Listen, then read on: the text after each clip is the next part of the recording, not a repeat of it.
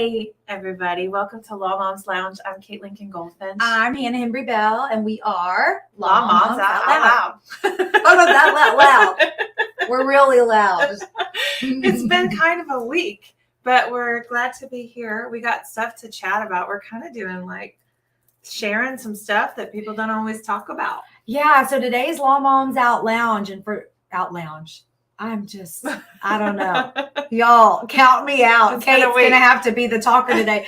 So Law Moms Lounge, for those of us who are maybe just tuning in or used to watching us with a guest, is an every other week thing where we're just kind of chatting about what's on our mind, what's in our hearts, how's the week been, what's been going on.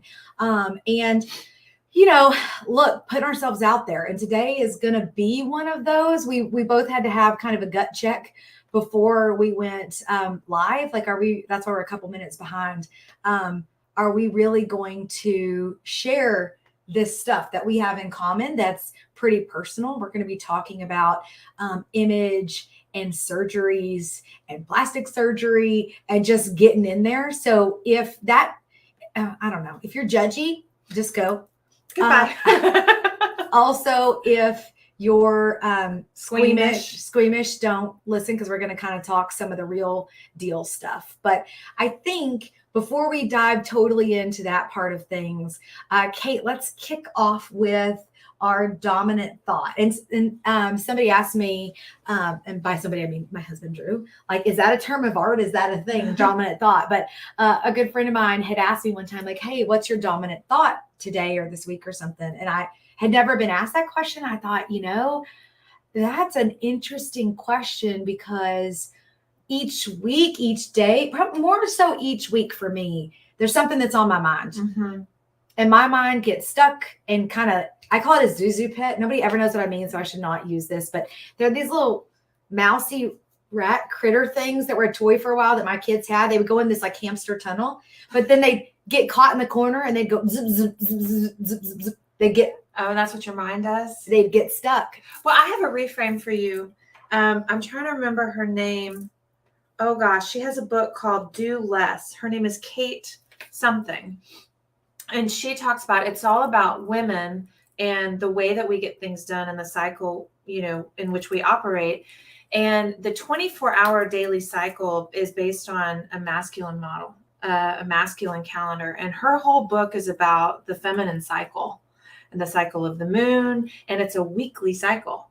And so it's there are distinct weeks within our cycle. And some of those weeks, we are way more up for being out in front and visible and being creative and having ideas. And some weeks we're very much cave-like, and we want to just sort of process and think, not talk to a lot of people. So anyway, I'm just thinking about dominant thought for the week related to this is how women really operate in the world, is on a weekly cycle. Yeah. Well, I think that's true for me. And so as far as what I mean by that and what I think we mean by that is just is there something on your mind that's been Zuzu pet? You're stuck.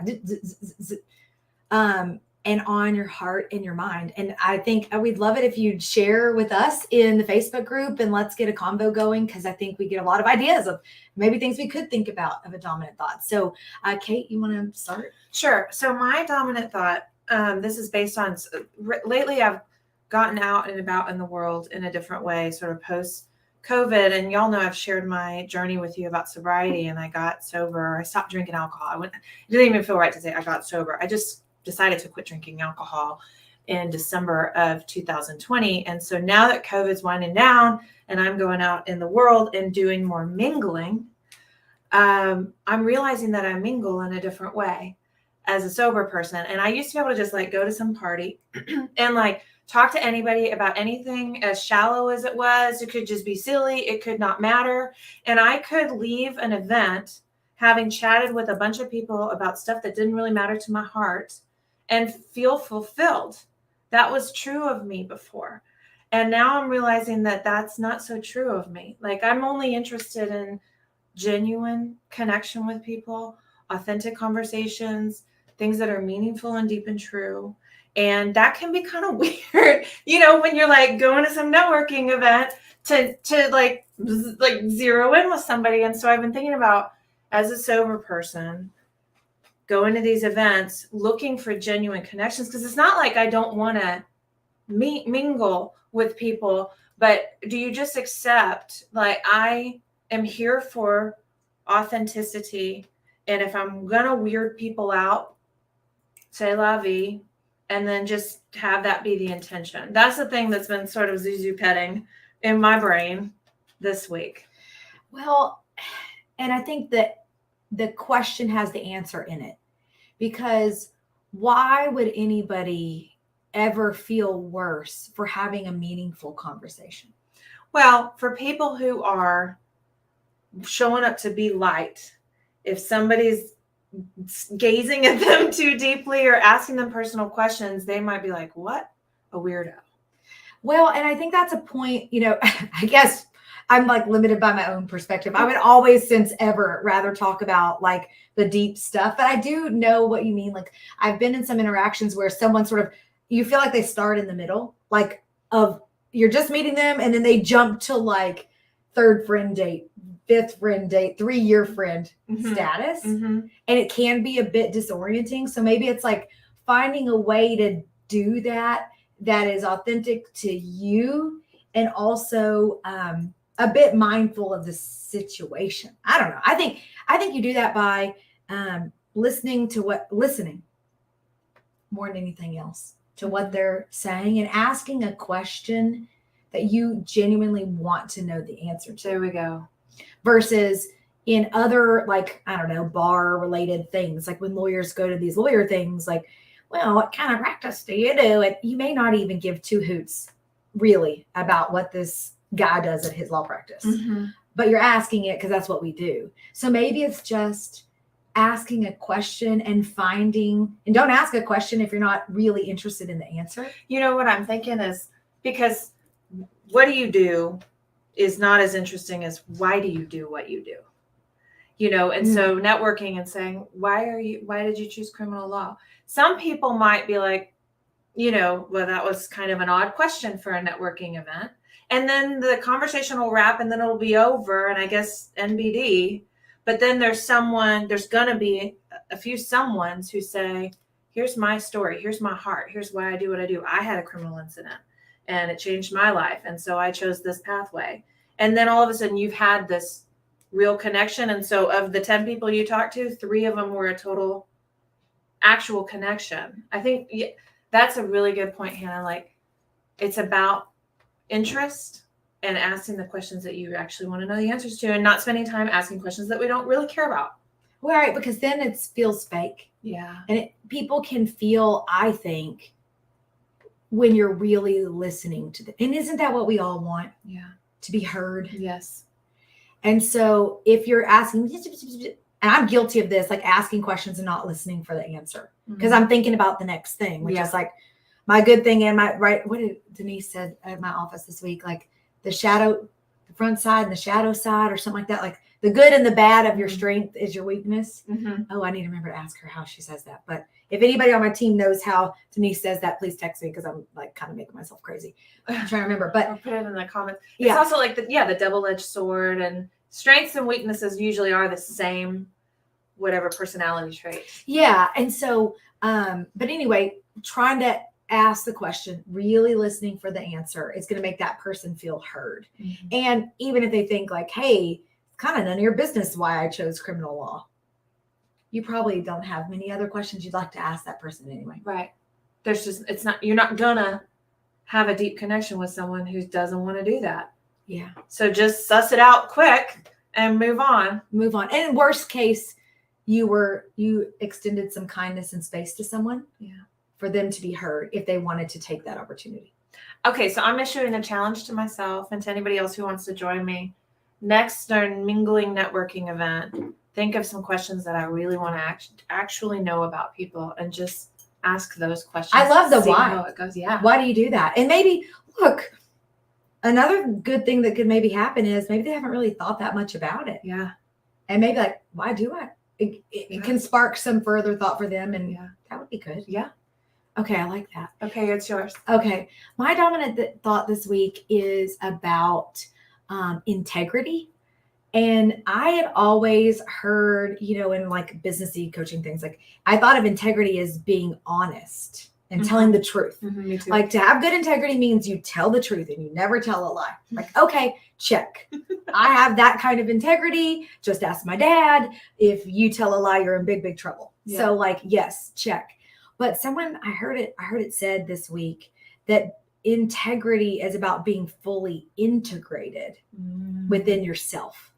And I think of myself, my inner self, as a circle, and how I am all in on all my things, which has its plus, it's in its minus. Like I don't have a compartmentalization part of me. Like, oh, this is over there, that's over there, really.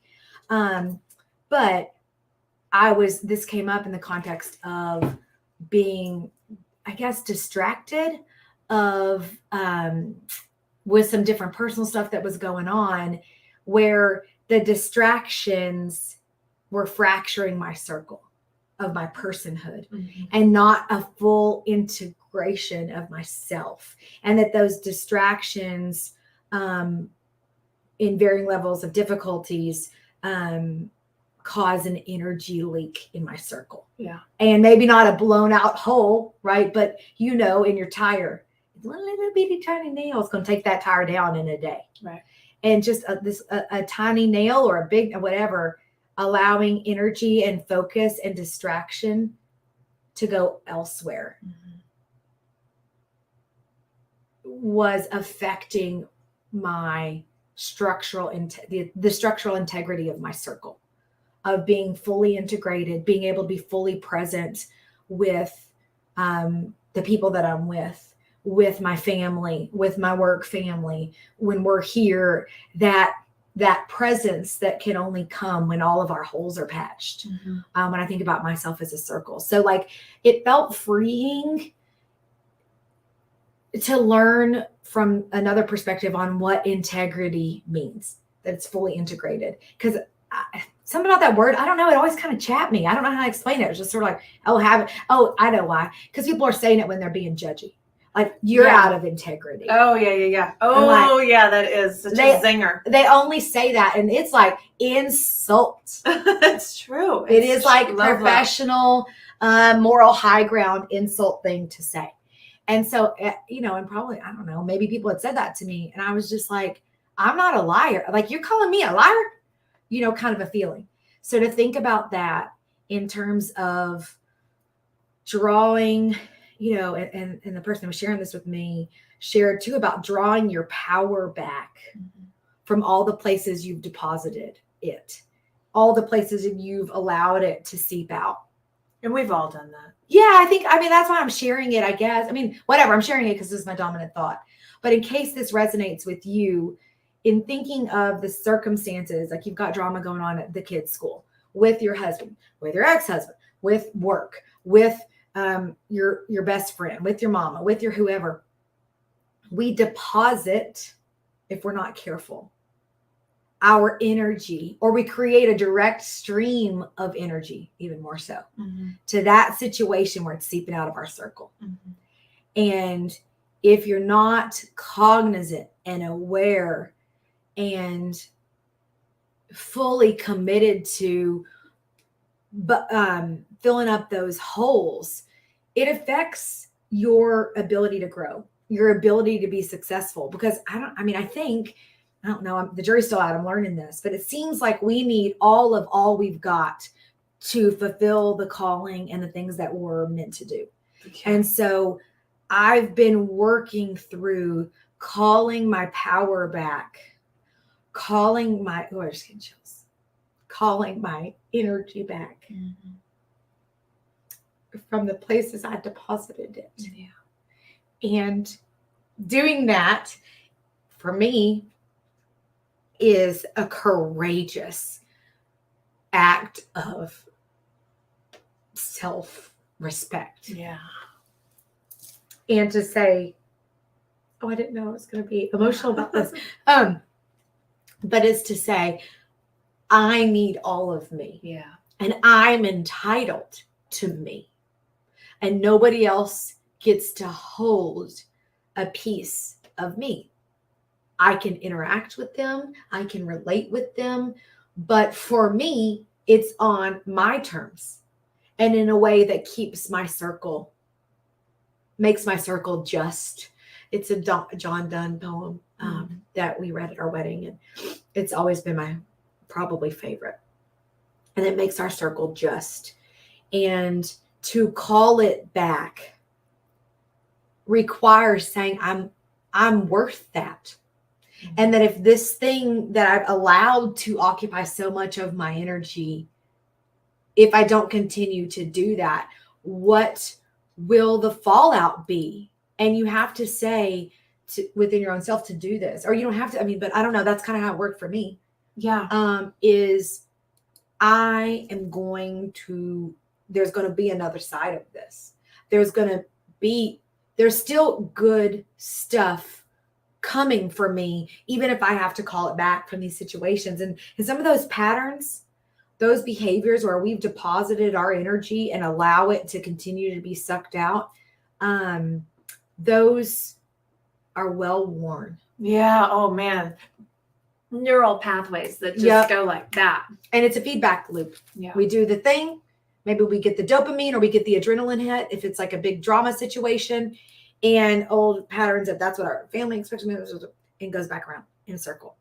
And I think what Erica commented just a minute ago is that no one gets a piece of our energy without our consent. That's right. Mm-hmm. It's personal responsibility, Erica, that it's on me that I ever gave my energy to these various circumstances in a way that wasn't sharing interactive, but like a loss of control, right? That's it. Like a loss of control of where your energy is. And that's why it's a call back. It's not a harshness. It's just a call back from just different situations so that you are your own.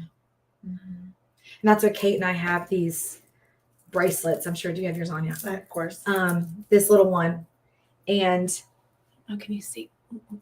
It says, I am my own. Our first little charm. Oh, I even have the red cards here if you want to show this one. Yeah. This Oracle deck, the Divine Feminine deck. Let's see. It's got a ton of cards in here. So hang on. Let's explain that in one second. Okay, you talk when I'll. Okay. So Kate and I have these bracelets. These Law Moms bracelets that we, just for our own selves, remember charm bracelets, y'all? You have a bracelet and you have like little charms. Well, we have Law Moms charms bracelets we're working on with Mary at 5-Star Jeweler here in Austin. She's the best ever, in case you're local or not, literally the best. Mm-hmm. And our vision for these were little charms that represent what Law Moms is to us on sort of this growth journey and whatever. And whenever we had to pick our first one, because we're kind of doing it in phases, kind of like Girl Scouts, like we earn our next one, is the evil eye, the knowing eye, whatever, with I am my own, as what we're both working towards owning. We probably don't get the next charm till we feel like we've done some progress with this one. But where this phrase, this idea came from that Kate was starting to talk about, there is this, here I'll show, this card deck. It's the Divine Feminine Oracle by Megan Watterson. Y'all, I don't know. I years ago thought I was ordering a book about the Divine Feminine, whatever. And if you don't know what that is, just like ignore, okay? But I thought I was ordering a book. And up from Amazon arrives a deck of cards. And I'm like, what's the deck of cards? What? I don't know about tarot card. How do you say that? I don't know about woo-woo cards, okay? So they sat on my shelf for years. Because I've lived in Austin for 4 years. So I'd ordered them when I first got here. And I kind of looked at it. I was like, that's kind of weird. I don't know about that. They moved with me, sat on a shelf. And I don't know, months ago, but probably in 2022, I went to the closet in our home office that just has a bunch of worky stuff in there and a red box of cards. It's like, I should pull these back out. Like, 4 years ago me set the stage for now me. And so the idea with these little cards you do is you just take them and you kind of shuffle. and then pick one when it feels right to pick one. I don't know, whenever, just the top one, whatever you want to do. And the card I draw most often is Thecla. And this is a little card, and there's these pretty designs. It's very like, whatever. And her sort of theme or the lesson with her is she is the prophetess of true power. I call my power back from all time and all places. I am my own. And when I read that, I like called Kate almost hysterical, like, oh my God, oh my God, oh my God. This. So that's, for me, my dominant thought. What does it mean to be my own? And still my same, like, giving, kind, interactive self. Yeah. But in a way that allows my circle to be just. And for me, it was learning about that word and learning about energy leaks and, doing what must be done to plug them. Yeah. So that's my dominant. That's a good one. And I appreciate that you share that. I'm sure everybody watching is thinking of the ways that we've all deposited our power and our energy in places and allowed other people or other situations to take our energy. It could be the thing that you wake up at 3 a.m. fretting over, some little thing. It could be some little thing. And just calling, intentionally calling our power back really is a daily exercise as we begin our day in a way that it's not a selfish thing. It doesn't mean like you said, it doesn't mean you don't care for other people or give of yourself to others. It's the power. Yeah. And I think you may ask yourself, like, how do I know if I've deposited my power someplace? Yeah. Right. Mm-hmm. I think if you zuzu pet on something in your mind that you're worried about, you're anxious about, a situation with another person that makes you angsty. Yeah. I call it itchy. Mm-hmm. If you kind of go, oh, like I call it a booty clench. Oh, if you get a booty clench when you think about a situation, if you feel nauseous, like listen, I guess what I'm really saying it for me is listen to your body. It's going to tell you the truth. The compulsion feeling, I can't help but worry probably indicates you've deposited your power somewhere, right? Because those are things our body's telling us, I think. And our body is, hashtag booty clench. We've all had it. Y'all are welcome. I'd probably say hiney clench, actually, now that I'm thinking about it. But Texas. Yes. And listening to your body, being aware enough to feel your body telling the truth of fear, anxiety, maybe even super excitement.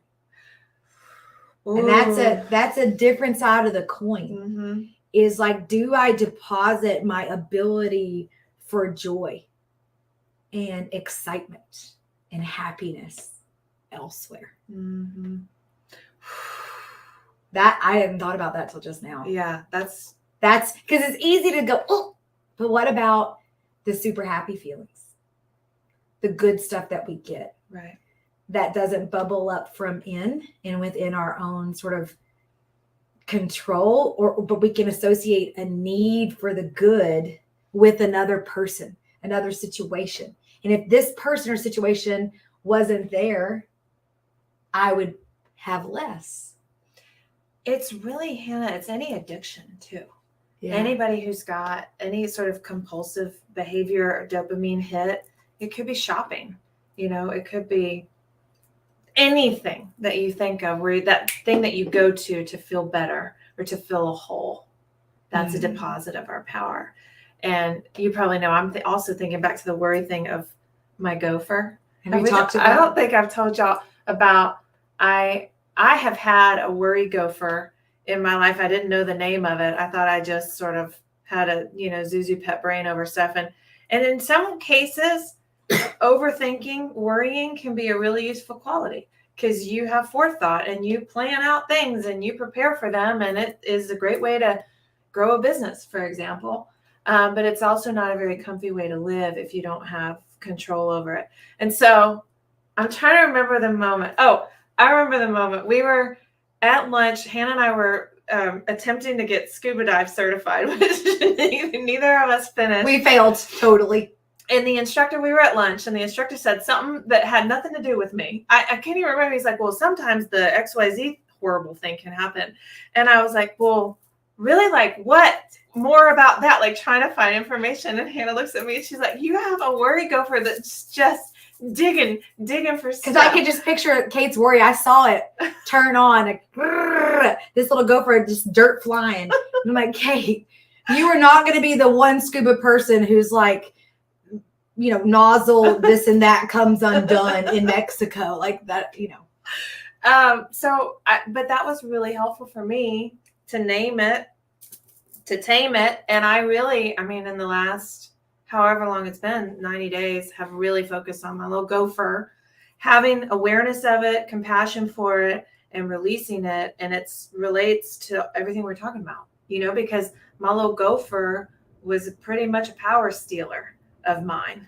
You know, I gave a lot of power to that little gopher. Mm-hmm. Well, and it's just this concept as women, I think we really struggle with, is self-completeness. Because we see our identities, I think, so often as derivative. Mm-hmm. Like, I'm a mom. That's not self-complete. To be a mom, it depends on others. I'm a wife, others. I'm a sister. I'm a daughter. Lawyer. I'm a lawyer. I think lawyer, you could be a little bit more self-complete than like your relationship to others. You could be a lawyer without having people. I mean, anyway, yes. But I guess what I mean is, like, for women, we think of our identity as in relation to others. Versus I am this person on my own. And to really conceptualize standing on your own 2 feet, you know, in divorce and other traumatic things. I'm sure this is true. I can speak from divorce. What divorce does to you, if you let it. I always say divorce can make you bitter or better, and you get to choose. That's a good one. I chose better. A lot of people don't. But what divorce does is strips you of your identity. Mm-hmm. Because you identified as a wife and a certain kind of, for me, a certain kind of mom. Mm-hmm. And when that's gone, you quickly say, well, then if I'm not those things, who am I? Yeah. And that is a scary place to be for me. Because when I was first divorced, my kids did not live with me primarily for years. And there's a whole long story, but I was no longer a wife.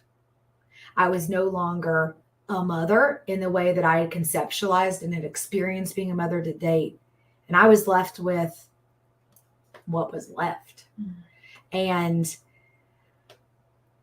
that space of being stripped of other identities, but, you know, I got divorced, and, you know, I met my now husband like a year later, and then was married, you know, and then I'm a wife again, and I'm a mom again. Now my kids are with me primarily, and like I'm a mom again in the same way I conceptualize, and have another baby and a mom of her.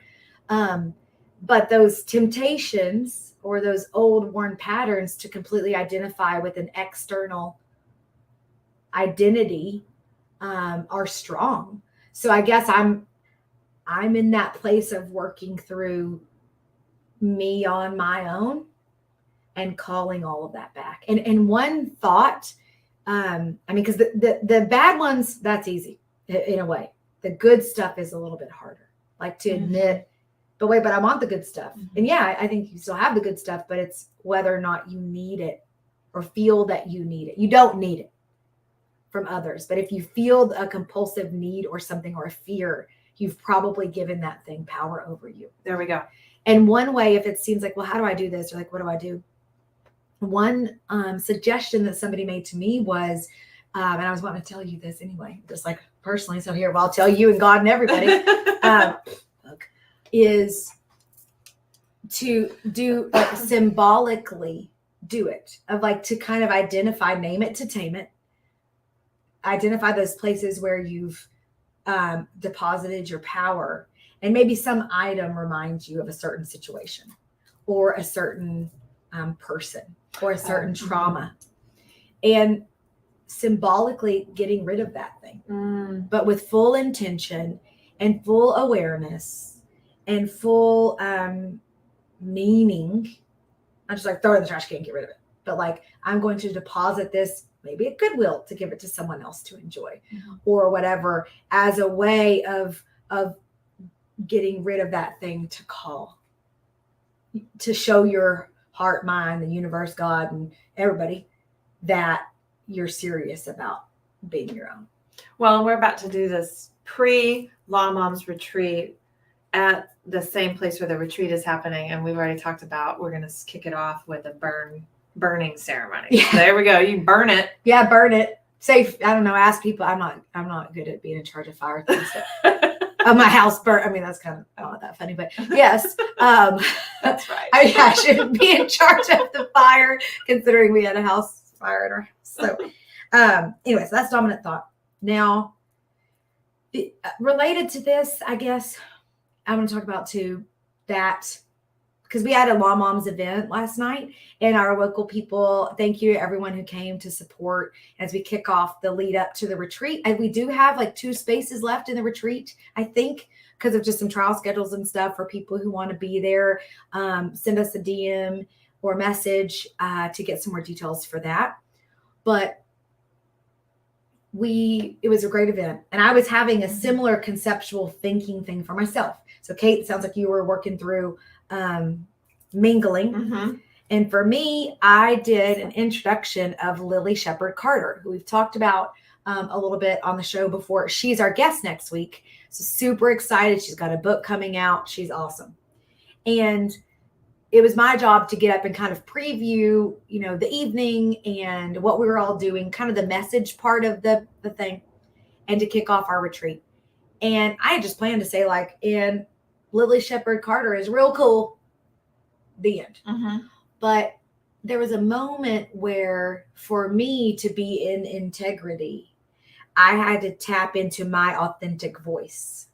And what I mean by authentic voice is this thing in you, for me, that sometimes I'm like, shh, not so loud. People will see. And for someone who's so noisy, I'm noisy, like in general.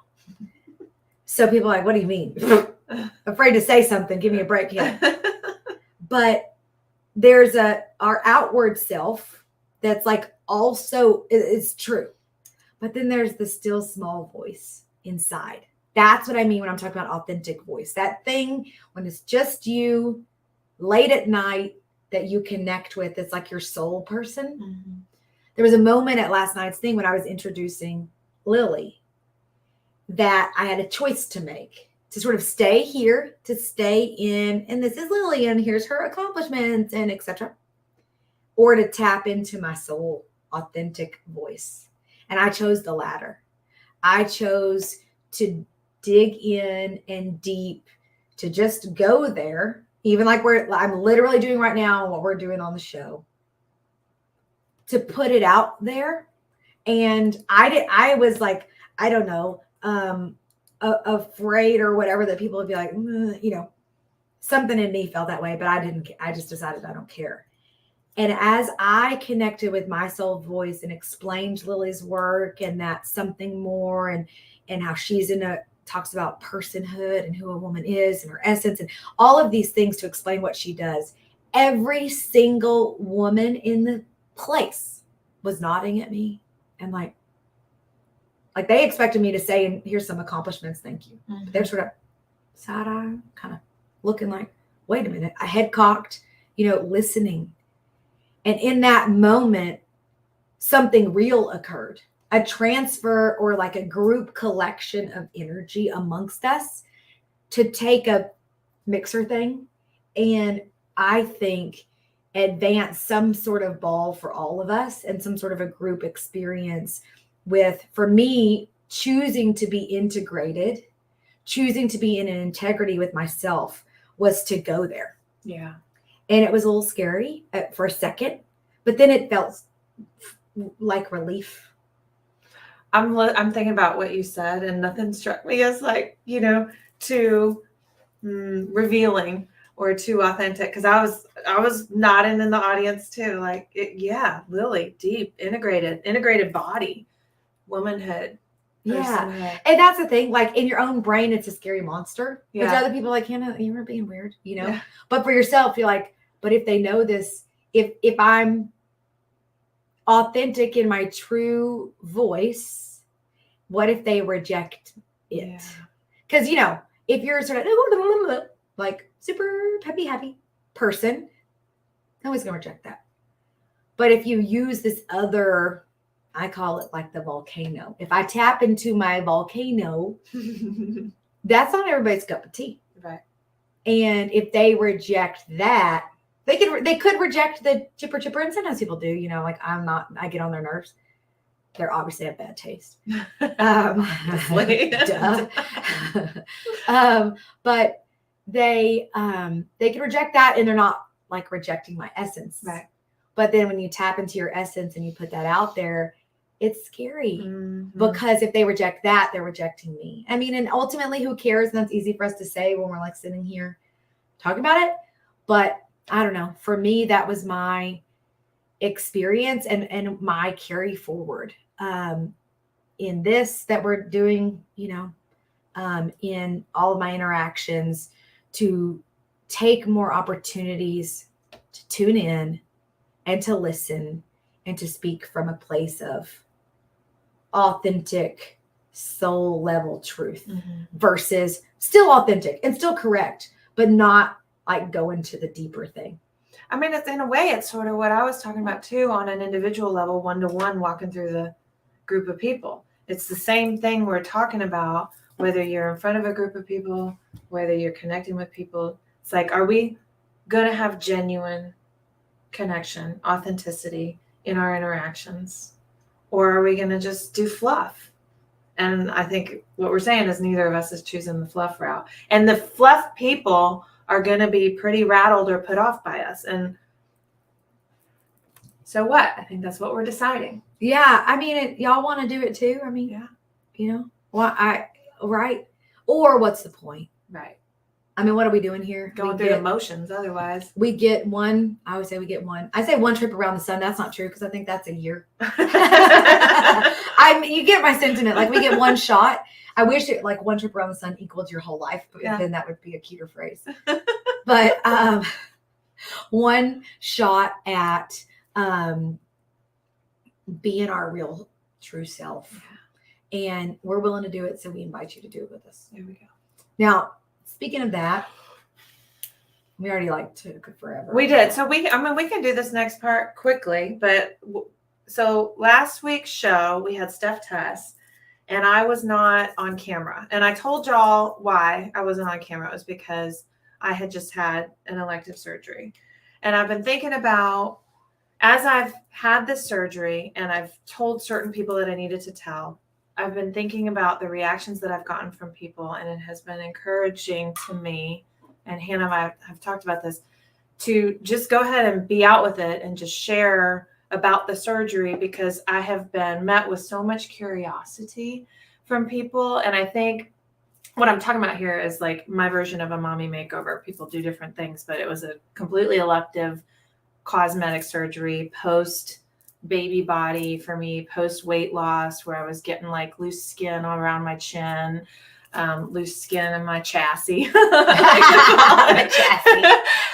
Everything's just drooping a little bit more than I want it to. And, I was raised by hippies, very much in the mindset of like unaltered bodies are best, and people who have work done are fake, etc. Like that's been my mindset. Of course, it's easy to have that mindset when you're young. No children, wearing your crop top. Right.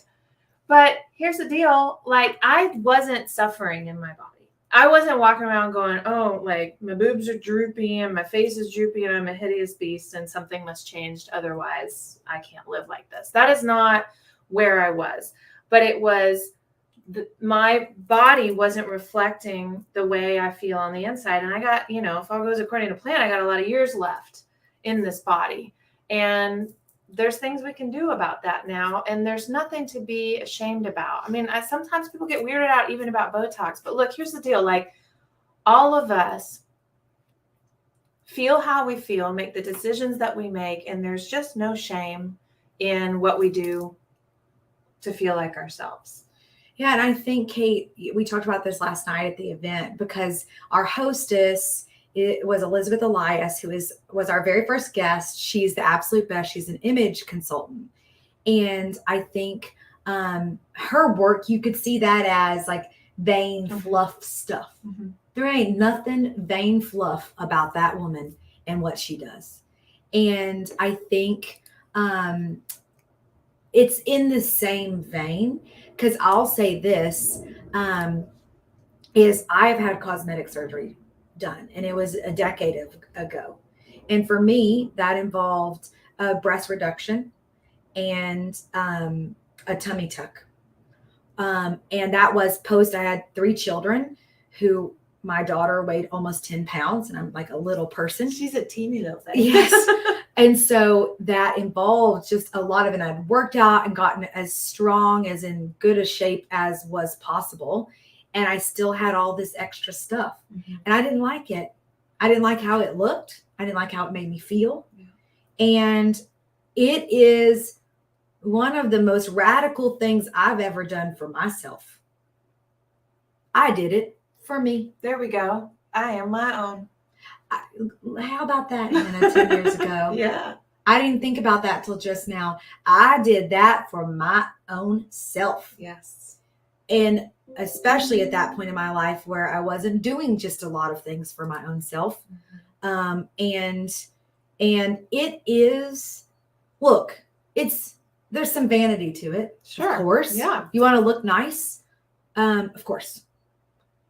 It was different than that. For me, it was like when I first went to the mirror, because we can talk about the underside of it. Recovery was very hard, and it was a lot more than I kind of bargained for. Mm-hmm. But when I went to the mirror for the first time after the surgery, I was still in the throes of it. I looked in the mirror and I said, "Oh, there I am." Yeah. And for me, this thing that for me had just been something I'd sort of in my own intellect worked around for such a long time was removed as a drain on my psyche, my identity, how I felt about myself, and how I looked. And I just think anybody who wants to sit around and be like, you should just be content. No. It's just like unrealistic. And it's a bit judgy and harsh, because that's not how people are. Literally, I don't know any woman who means it when they say, I don't care how I look. Mm-hmm. Yes, you do. However, we make some choice every day. And even if we're not willing to say we care about it, it's something in us does. And I don't know, that's, I think, the part that it all relates to the same thing, being our authentic selves. And we've both made decisions, and mine was over a decade or so ago. So I was able to be probably so helpful, a helpful supporter, because I know what this was like. And also we wanted to just say, for people who've considered doing this or have done this or think you might enjoy something like that. For me, it was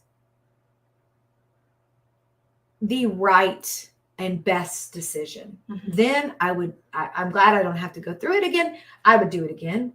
It was worth the money and all of the things to feel very comfortable in my own self now, and not have that as an energy drain for me. Now, look, we're not trying to say plastic surgery is the best thing ever and all y'all should get it.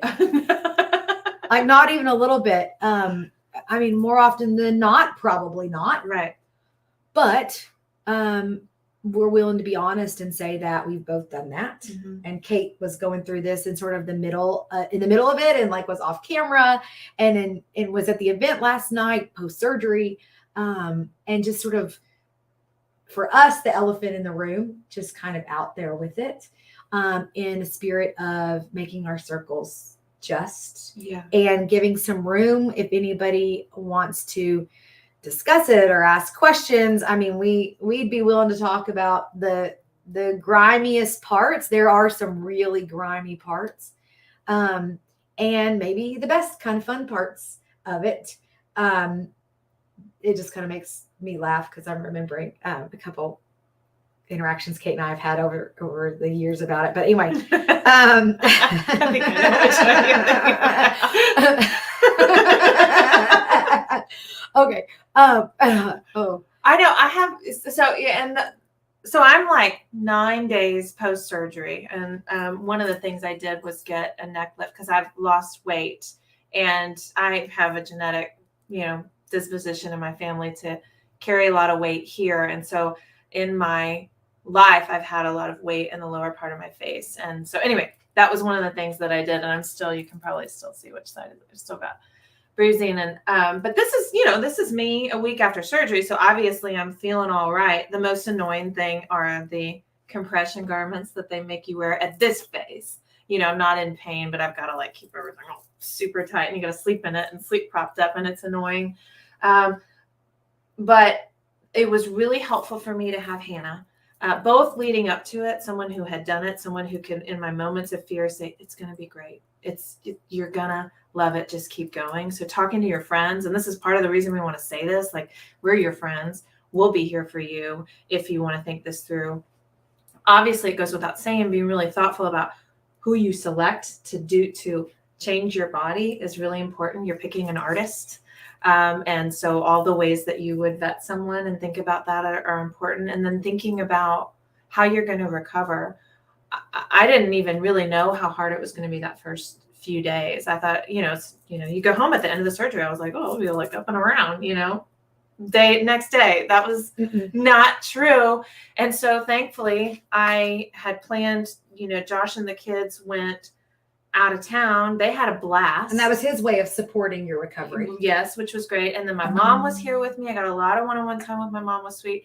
That was sweet. And Hannah came over the night of the surgery because that was the whole thing. But like really taking care of yourself in it and making sure that you have the right recovery space. I know of a friend who did this in some Latin American country. I can't remember which one, and stayed on this beautiful, like, tropical property with birds, and had this really amazing like solo trip as she did her tummy tuck.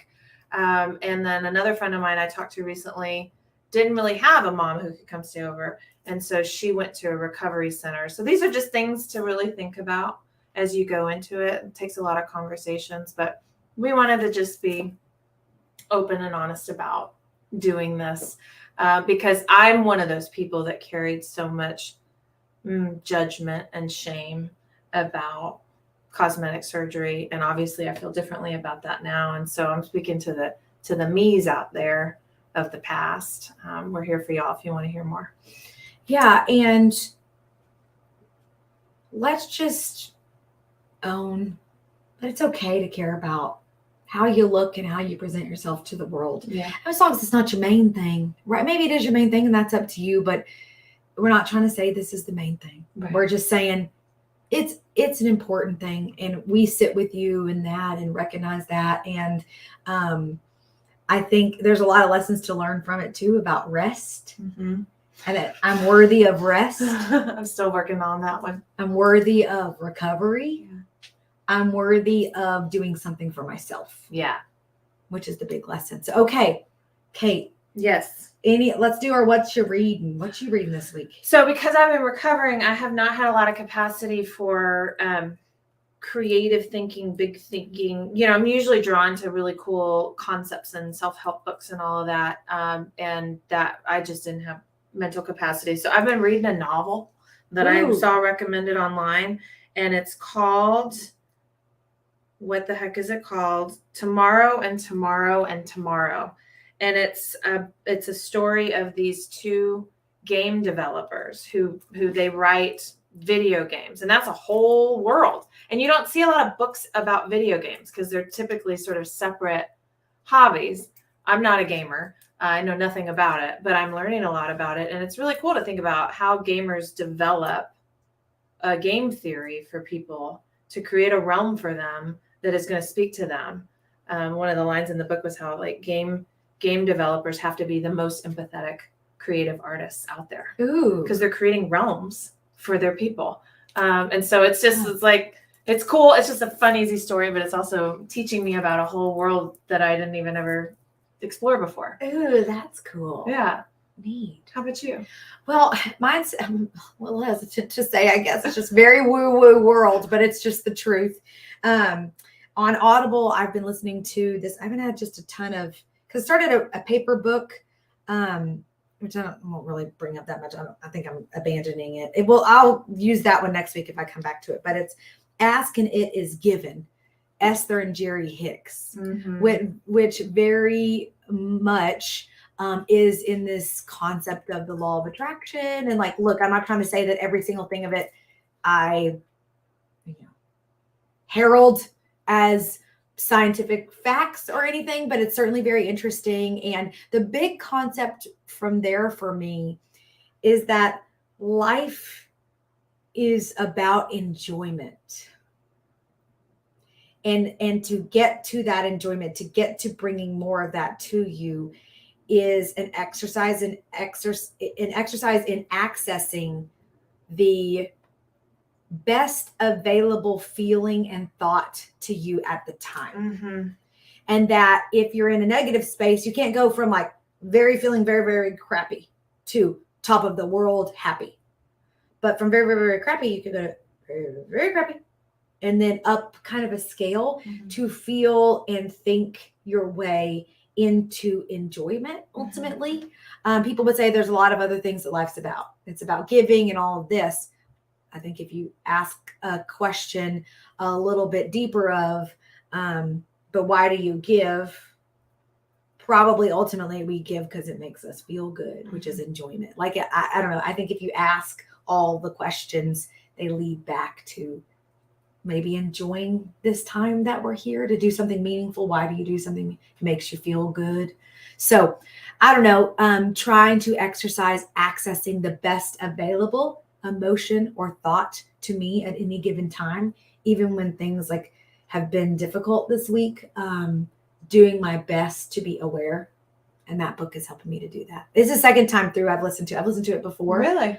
Yeah. And I very much am experiencing it differently now. It's one of those books that you listen to at one point, you pick up some parts and reject some parts as weird.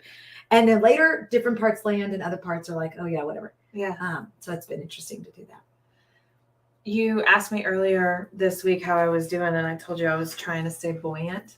Yeah. You're like, oh, I like that. And to me, that's what staying buoyant means, is accessing the highest level of feeling available. And by high, I mean best, most enjoyable, most positive level that you can access as that moment. And it's, you talk about something being buoyant, it's not all steady. You're all over the place, but you're staying afloat. Yeah. And sometimes you're in the middle of a hurricane. Yeah. And to be afloat is just to kind of hang on. Yeah. Right. And that's the best thing that you've got. With waves in different seasons. And I know different people who are watching who've sent me some messages and stuff, different seasons in life. At what you're able to access is different. And it's not all sunshine and roses, of course, but maybe a carry forward for all of us is to do our part to think and access a little bit better. Marginal increase after marginal increase, sort of, week by week, day by day, hour by hour, minute to minute, is I think how we do it. That's right. That's the secret. There we go. The end. We're done here. Shut it down. Except for we haven't done gold stars. Oh, yes. Okay. So you want to go first? Well, you want to explain gold stars? So every week we do, and we do this with our guests too, we give away gold stars to ourselves in the realm of being a lawyer or a mom or a person. Because that's we forgot at the beginning, our mission, right? Yes. Is to help lawyer moms and lawyer mom supporters grow as moms, lawyers, and people. So gold stars. So I'm going to pick a gold star as a lawyer this week. I've had to, I have an immigration firm. We do immigration and bankruptcy, and we have a team, and there's a lot of HR considerations always about, retention and keep, hiring and onboarding and policies and procedures. And it requires a lot of decision making and careful consideration of how new policies will be felt and received. It's quite a job, to maintain a positive company culture. And we've been rolling out some changes that are good news, but changes nonetheless. And I felt like, despite all of the physical stuff I've had going on in the last week, I have stayed focused, and we've done a decent job on rolling out all of this new stuff. That's a good one. I mean, I think mine would be sort of a cross of mom and person. I'm no secret. I've been, I'm what I call a long timer in sort of the divorce and custody world. And there was some big stuff that happened in that. And a lot of what I was talking about earlier is about that. And I was able, I think, I identified it, parts of that as a leak. And depositing power in places and all the various circumstances of that situation, and weathering that as well as I could, with as much integrity as I could. I did my level best. So I think I'm going to give me a gold star for that. Feels like a beat up gold star. One of those ones that like the edges are peeling off. It's like it's already, I need to like put it on a paper and tape it and then pin it to me. But I'll take the hand me down beat up one. That gold star kind of comes and goes, I guess. So it's a recycle. Well, and sometimes those are the best ones. Yeah. Those hard fought ones. I don't know. This was a special show to me. Yeah.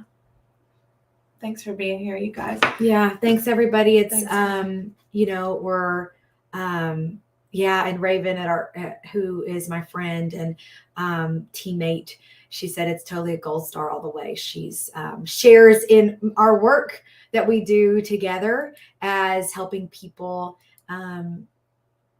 get on with living their full life by navigating divorce as sort of a roadblock on the way.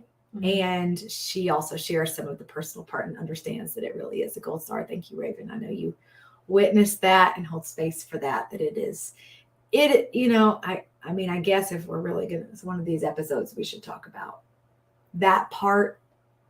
Y'all let us know if you'd be interested in a thing about that. Divorce, blended family space. We probably, there's some really good guests we could in that area too. It's a club nobody ever wanted to join. But those of us who are in the club, we know what we know, and bless all the rest. We're so happy you're not in the club, but it's a thing that I think doesn't get a lot of airtime. Yeah. And that's some marrow level stuff, but I'll go there for y'all if y'all want to. So maybe you could comment and let us know if that might be a good lounge topic for our next lounge, to kind of think through some of that. Raven is a hard yes. I can see on some comments that she's leaving. So careful, Raven. We're going to drag you in. You're going to be our guest to talk about it and share some war stories, I guess. But okay, well, I think that's kind of a wrap. Thanks for hanging in here with us. We hope that all of us may find some holes where we've let our energy drain, and call that power back. And if you're willing to share that, others will be encouraged. Like maybe you're encouraged with us willing to say it. If you'd share how you're doing that, that would be awesome. Another thing you can do to support us is like and subscribe, like on the kids' YouTubes. If you could like and subscribe, we're on Apple Podcasts, Spotify Podcasts. If you can, go be a person where it comes all the time, that helps us somehow. I don't know. And the other thing is we are looking for podcast guests who y'all want to hear from and think would be great to add to our really robust and varied conversation. Yeah. Or places where Kate and I might be able to join and offer some zingy fun. some fun, some deep fun. I don't know what to call. What's our vibe? I know we'll have to work on that because it's a combo of light and heavy. You know. Yeah, we're like the heaviest feather. We're a very heavy feather. I think maybe that's a way. We're a couple of heavy feathers. I like that a lot. That's pretty cute. All right, all our best friends. Bye, y'all. Bye. Thanks for being here.